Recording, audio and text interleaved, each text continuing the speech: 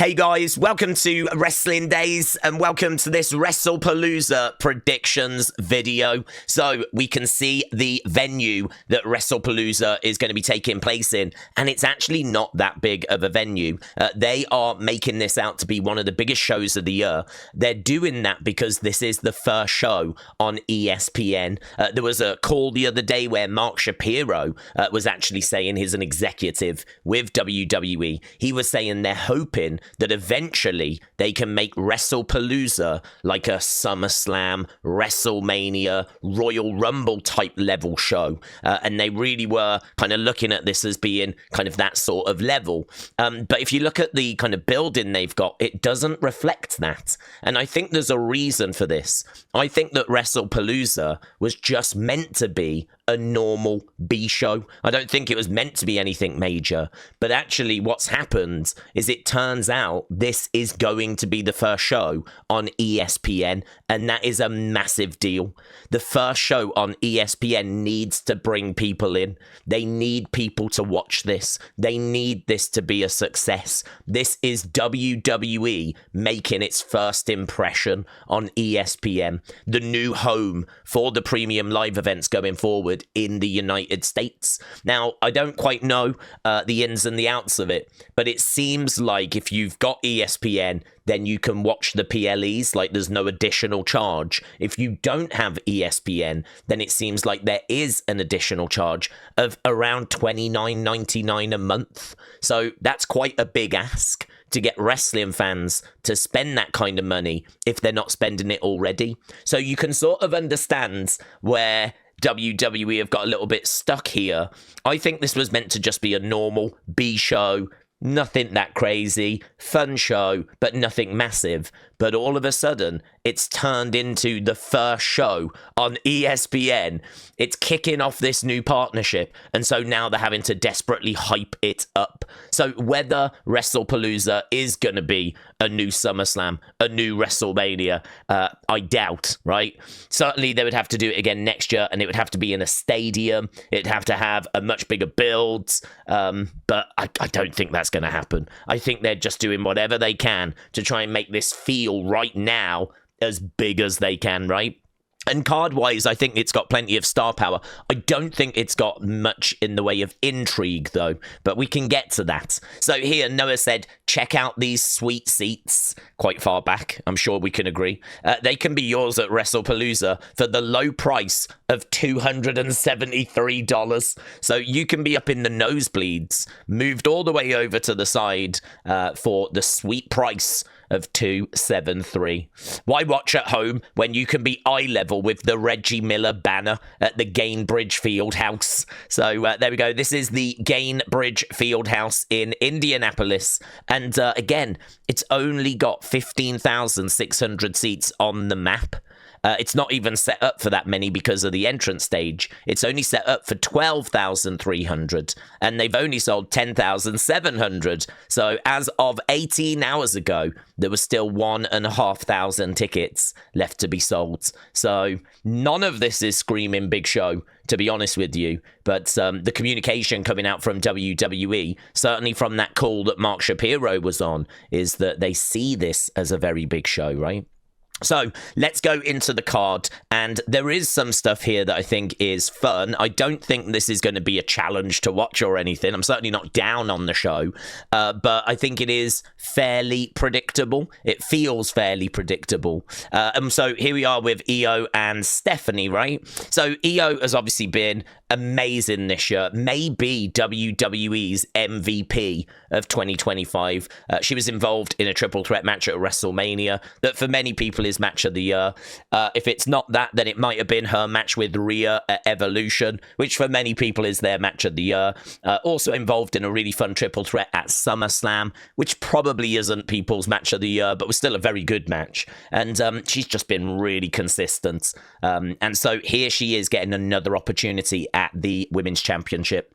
So the Women's Championship was being held by Naomi. Naomi came out and announced that she is pregnant, and so she has had to vacate this title. And the two women that were going to get title opportunities against Naomi are going to face each other, and the winner will get that vacant championship. So Iyo is the MVP. if you want to go with the person that probably most deserves it, if you want to go with the person that I think is the best female right now, not just in WWE, but in all of women's wrestling, I think you can make a real good argument that person is Iyo Sky.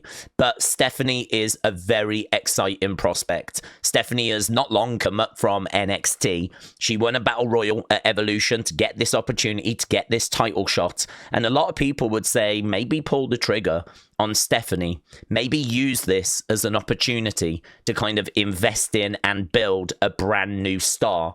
And I could honestly understand that. You know that with or without the belt, Iyo is going to shine. She doesn't really need the belt, right? I know that wrestlers want belts, and I know that belts kind of add to legacies and all of that. I understand. She's had the title this year. So I don't know, maybe on this occasion we go Stephanie, and perhaps we put our eggs in the Stephanie basket for a little bit, kind of build her up. And if it doesn't work, if the reign is a bit underwhelming, Iyo is right there to kind of pick up the pieces further down the road. She's not going anywhere. So I think for me, Stephanie makes the most sense. But if they put the belt on Iyo, then no problems. Iyo is going to be great with or without. Stephanie is going to be great with or without. Stephanie, you might argue this is a bit too soon for her. As we said, she's not been on the roster very long. But I don't know. I'm down for going with Stephanie and seeing how that plays out.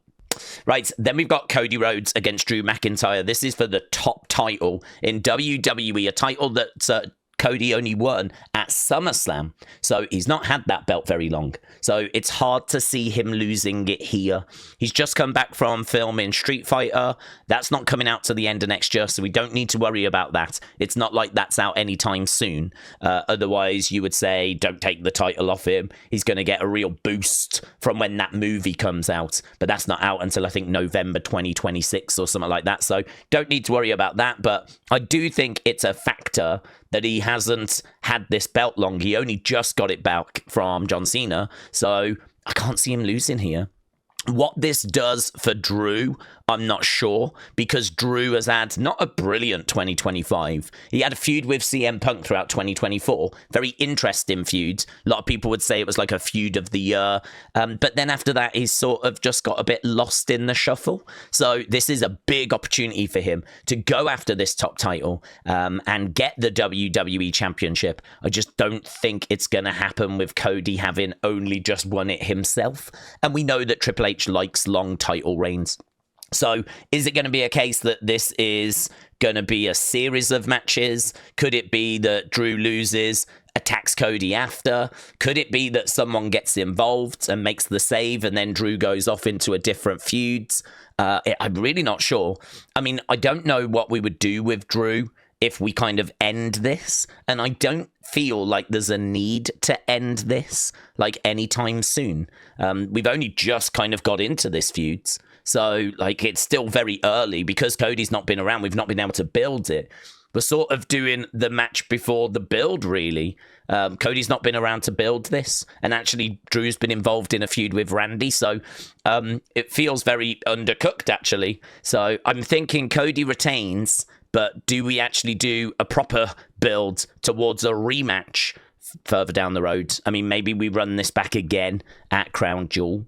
Then here we got Usos against the Vision. I find the Vision to be very frustrating. They're this big group that has been established in 2025. Obviously, you got Bronson, you got Bron Breakker. They're with Seth Rollins. Seth Rollins has had a very good 2025, winning night one of WrestleMania, gaining a Paul Heyman, an Oracle, and then obviously getting this group established as well, and getting the World Heavyweight Championship after winning Money in the Bank. I mean, every box is pretty much being ticked in 2025 for Seth Rollins. But unfortunately, these guys have not enjoyed the same level of success. We're seeing them taking quite a few L's. Like, for example, they lost against Roman and Jay at SummerSlam in a result that I thought was very frustrating. So here they are against the Usos. And if you want to talk about frustration, Jay Uso's year has been so up and down. I mean, he wins the Rumble. Amazing. Goes to WrestleMania, beats Gunther, becomes champion, amazing, but then very quickly loses that title. And then after that, like, just gets a few opportunities in matches that I don't think anyone thought he was going to win. He didn't win them, and now finds himself going back into the tag team with his brother, reforming the Usos to take on a team that he took on at SummerSlam and beat. So, I mean, it's hard to say that Jay's second part of the year has not been bad, right? Has not been a few steps backwards at least. You know, he doesn't feel kind of anywhere near that world heavyweight title right now. He can get back to it, but right now, frustrating. And actually, those frustrations seem to be showing themselves. There's been glimpses of him turning on other baby faces, you know, him kind of turning on LA Knight. And so people are questioning, is Jay turning heel? And the thing with that is we saw yesterday in our Unseen video that apparently internally, no, there are no plans to turn him heel. So I'm thinking that he's just showing his frustration at the moment, as he should. He should be showing frustration. He should be frustrated. First part of the year, amazing. Second part of the year, not so much. So what the future is going to be for these guys after this, I really don't know. I do wonder as well if they're kind of making it seem like Jay's frustrated and angry, and is he going to turn, and then boom, it's Jimmy that turns on Jay. I do find myself wondering that. And the Vision just need a win. Oh my God, they just need a win. Give them the win. These guys don't need the win, right? Jay's having a bad time anyway. It doesn't matter if he takes another L, right? I don't think we need the Usos sticking around together for the foreseeable future. I feel like we've invested a lot in Jay as a solo star. Why would we give up on that now, right? I think the Vision need the win. So give the win to the Vision. What you do with the Usos going forwards, I'm not sure. Maybe you just keep them together until we get round to early 2026. Right, then we've got this. This is a really intriguing match. I really like this match. This is AJ Lee's first match in over 10 years in WWE. So we know that Rollins and Punk hate each other. They've kind of been going off on each other from the very moment that Punk returned. In fact, when he did return at Survivor Series the other year, Seth Rollins kind of stormed to the back, had to be kind of calmed down by Michael Cole. And, you know, from the very moment that Punk returned, Seth Rollins was livid. Right. And so they've really established how much these two hate each other. But then, of course, Becky Lynch is Seth Rollins' wife. And so she's been kind of getting involved recently. That has led to the return of AJ Lee. AJ Lee, of course, is CM Punk's wife. So now we find ourselves in this mixed tag situation. And I'm really excited for this. I mean, AJ Lee is someone I've got all the time in the world for. I think that she is going to, on this run, have her best matches, her best moments. I think that she could really add to her legacy. One of the criticisms you hear about AJ Lee is that if you go on Cage Match, her match quality is, you know, not as high as you would hope. But you've got to remember that's over 10 years ago. We were not prioritizing women's wrestling at that time. You know, we are in such a different place. To judge women's wrestling 10 years ago by today's standards would be a mistake, right? I think let's see what AJ Lee can do on this run and judge her by the match quality she has now, right? It's going to take her a bit of time. Get rid of the ring rust. Got to understand that. 10 years of inactivity as well. Got to understand that. So she's going to have little bursts in this match. All three are going to make sure she looks great, right? This is about AJ Lee shining. This is surely about these guys winning. I don't know why you would have AJ Lee come back and take the L here. So I'm fairly confident AJ Lee will be on the winning side. Does that open up an opportunity for the Intercontinental Championship? Does that open up an opportunity for Punk to have a singles match for the World Heavyweight Championship? It certainly could. The only thing I don't know is how quickly can you move with AJ Lee? Inactivity for 10 years. Been out the picture all that time. Ring rust, very real. Like, does she need a few more matches before starting to do some solo matches? I mean, no one wants her to have a solo match and for that match to be full of botches and clunky and for this kind of hype train to derail. So I just think, you know, there's no need to rush. We know that she's back for a long time, apparently signing a multi-year deal. So a lot of people were saying they should have the belts defended in this match. But for me, there's no fire. There's no rush. Let's breathe. Let's just make sure that we present AJ the best that we can. So yeah, next steps after this, interesting. Maybe the singles match for the title, but maybe it's wise to kind of just take a breath as well. So, but I think these guys get the victory. Next up, we've got John Cena against Brock Lesnar in a match that I honestly didn't think we would see.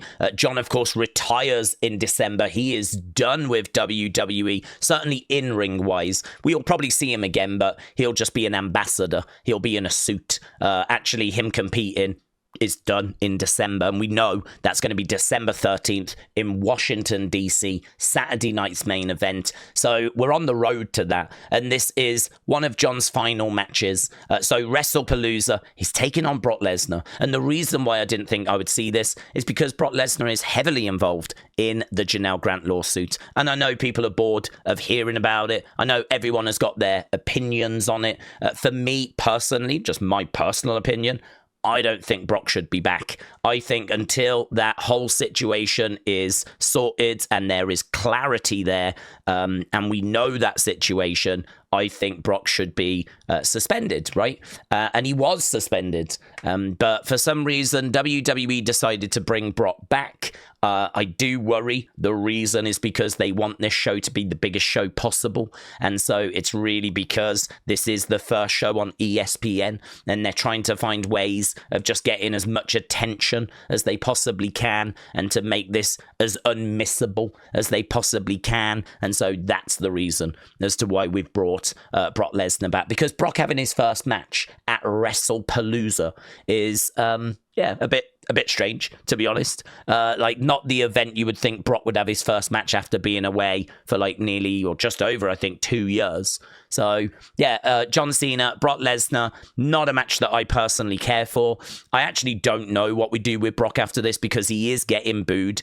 He's getting booed for a couple of reasons. Some people are booing him because of the Janelle Grant stuff. A lot of people, I think, are booing him because he is the heel here. He did attack John at SummerSlam. So I think that he's getting booed for that reason as well. It's not all just Janelle Grant stuff. But what do you do with Brock? I think Brock is a real problem for WWE. I personally would not have brought him back. And, there was a "you suck" chant the other day, and Brock didn't really get a chance to speak. That crowd could have turned ugly. And then, of course, they bring out R-Truth. So they are having to be really careful with how they book Brock Lesnar. I just don't know how much you use him. I don't know how much you see him. I could see him coming out at the Rumble. I could see him having a match at WrestleMania, but I don't know what you do with him for the rest of this year. I mean, this might be it for Brock in 2025. I certainly think this is one and done. I do not expect a rematch here. There are other opponents for John to face as the dates count down. I think we've only got 5 or 6 left. I'm going to say John wins. But honestly, it's not a match I'm massively engaged with. It's certainly the match I'm least excited for personally when it comes to this event. So 5 matches is what we've got. And one of those only announced on Friday. So let's have a look at the odds. So here we got John Cena, Brock Lesnar. John Cena is the favourite, minus 300, right? So current odds indicate Cena has got a 75% likelihood of winning the match. So a decent chance there for John, to be honest. Stephanie, minus 600. So apparently she's got an 85.7% chance of winning the match. So Stephanie, minus 600. Bronson and Bron, minus 200. Bit close. So 66.7 chance of winning the match. So that one, the closest of all the matches. So odds makers thinking, yeah, looks like it could be Bron Bronson, but Usos could definitely get the win as well. And then here, CM Punk, AJ Lee, minus 400. That says they've got an 80% chance of winning the match. So the odds are in line with our thoughts, or my thoughts. The only one that's missing here is Cody against Drew. That was only made on Friday, but the early odds are saying that Cody retaining is the favorite, right? The only other thing I want to talk about is, because this is such a big show, people, of course, are speculating as to, will there be a surprise? Will there be a moment? We know that Ilya Dragunov is out, but to me, he's not a big star. He's not massively established himself yet. So, and also, I don't see where he fits on this card. So Ilya Dragunov coming back, I think there's a chance he could go after the IC title, which would be Dominic Mysterio, but Dominic's not on this card. And there are rumours of a feud with Rusev, but again, Rusev is not on this card. So I don't see where Ilya fits in.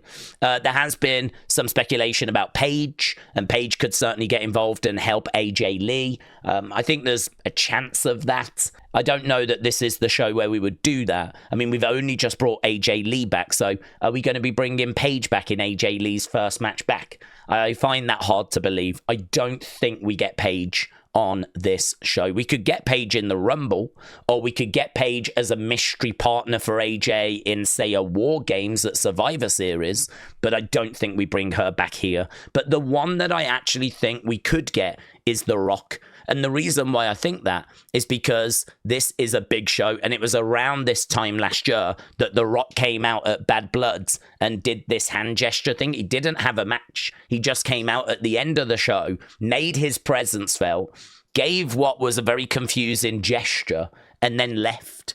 And I could see something similar here. Part of me wonders if John beats Brock, and maybe then The Rock comes out. And maybe The Rock kind of stands in the entranceway, stares at John. We wonder what's going to happen. And maybe The Rock just sort of kind of gives him a bit of a nod of like, you did good, or respect, or something along those lines, and then goes. I don't think we're going to do John Cena Rock personally. Rumors are that John Cena's last match will be against Gunther. So I don't think we're going to get a chance to do that match. So how do you bring The Rock out without teasing a match? He could come out and say a few words about John, couldn't he? And make it clear that he's not going to have a match, but he wants to use this opportunity to just say a few words before John retires. I think it would be better if we did it before Saturday night's main event, because I think as soon as John's match with Gunther, if that is his last match, ends, that's John's moment. I don't think you bring The Rock out then to kind of steal some of the spotlight. That is John in the ring on his own with the fans. Bring everyone out on the entrance stage to applaud him, the full roster. I don't think you bring The Rock out at that point to cut a promo. So actually doing something like this now would make sense. So maybe he does say a few words about John, or maybe it's just a little more subtle and there's just a nod of the head, right? Or something along those lines, some sort of gesture that The Rock gives to show that he has nothing but respect for John. So I could see something along those lines, just because if people are tuning into this for the first time, ESPN viewers, bringing The Rock out is going to get a reaction. It's going to get a pop. It's going to be a talking point. And that is what WWE are looking for. So there we go. That is Wrestlepalooza. Is it the hardest card to predict? I don't think so. Is there a lot of kind of story around? Yeah, I'd say there's a bit of story around. There's a lot of things going on for the wrestlers, lots of reasons for them to be winning, and lots of repercussions if they don't. So I don't mind the card in that regard. Obviously, the controversy of the main event, everyone's going to have their own opinions on that. And as we said, the fact this is the first one on ESPN, and that is such a big deal, adds just an extra layer of intrigue onto this card. So there we go. We will be live next weekend, live reacting, doing a watch along for this show. If you are around, come and join us. Should be a lot of fun. Really appreciate the support, and I'll see you next time. Bye for now.